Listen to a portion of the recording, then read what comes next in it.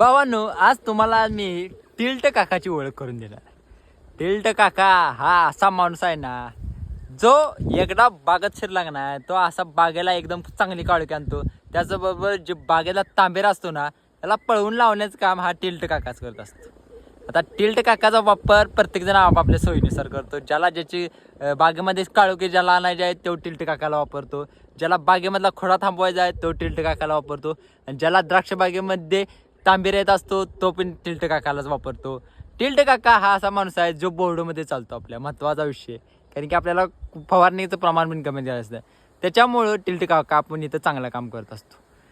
Tilt वापरलं की बागेच्या पानावर एकदम चांगल्या प्रकारे काळोखी मस्त प्रकारे येत असते.